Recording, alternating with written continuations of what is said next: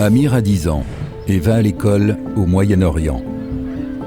Au lieu de s'adonner au sport comme les autres garçons, il préfère faire du théâtre et écrire des poèmes. Certains garçons se moquent de lui. Ils disent qu'il est maigre et le traitent de mauviette. Les choses s'aggravent quand l'un d'eux s'en prend à lui. En un peu de temps, tous les autres s'en prennent à lui. Son enseignant lui dit que c'est normal et que ça forge le caractère. Son père lui dit d'arrêter de faire le bébé et de se comporter en homme. Dans le monde, un élève sur 3 est cible de harcèlement de la part de ses pairs. Dans de nombreuses régions, le harcèlement physique est le type de harcèlement le plus répandu. 16% des victimes déclarant avoir été frappées à coups de poing, à coups de pied, bousculées ou séquestrées. Très loin de là, en Europe, Rani, 13 ans, subit un autre type de harcèlement. Elle s'est récemment installée en Europe avec sa famille venue d'Asie. Tout son univers a basculé. À l'école, on parle une langue qu'elle ne comprend pas. Elle n'y a pas d'amis. Les choses pouvaient difficilement aller plus mal pour elle, jusqu'au jour où quelqu'un a posté sur les réseaux sociaux un message blessant lui disant de retourner dans son pays. Le cyberharcèlement est en hausse.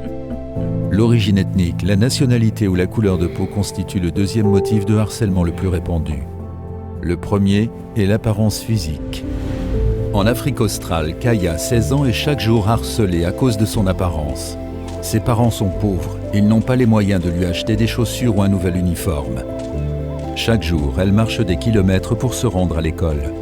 Ce n'est pas facile, mais son rêve de devenir médecin l'aide à rester motivée. Depuis quelque temps, les garçons de son école lui rendent la vie difficile.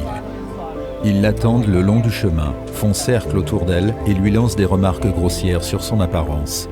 Quand elle leur demande de la laisser tranquille, ils se moquent. Plus de 15% des élèves qui sont cibles de harcèlement disent avoir été moqués pour leur physique. Beaucoup d'élèves, en particulier les filles, sont victimes de violences sexistes à l'école et aux environs de l'école. Lorsque le harcèlement s'installe, beaucoup d'élèves cibles ne savent pas vers qui se tourner. Elles s'isolent et sombrent dans la dépression.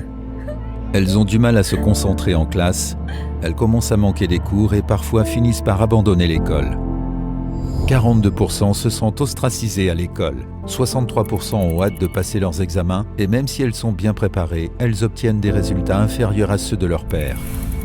45% d'entre elles renoncent à leur rêve de poursuivre des études dans un cadre formel. Aucun pays ne peut garantir une éducation de qualité inclusive et équitable si les élèves sont confrontés à la violence à l'école. Il existe un moyen de changer cela. Nous pouvons mettre fin au harcèlement en adoptant une approche éducative globale dans laquelle les enseignants, les chefs d'établissement, le personnel administratif, les élèves et les parents jouent tous un rôle dans la promotion d'un environnement d'apprentissage sûr et d'un climat positif dans les écoles. Nous devons veiller à ce que tous les élèves, qu'ils soient cibles ou témoins de harcèlement, comprennent la nature et les conséquences de ces violences et sachent comment les signaler et réagir face à elles. Les enseignants et les autres membres du personnel scolaire doivent comprendre ce qu'est le harcèlement et intervenir ou agir chaque fois qu'il se produit. Les écoles et les salles de classe doivent être des espaces positifs, où les apprenants sont en sécurité physique et émotionnelle, où les classes sont bien gérées et disciplinées, et où les enseignants et les élèves entretiennent des relations saines. Un soutien doit être mis en place pour les élèves cibles de harcèlement.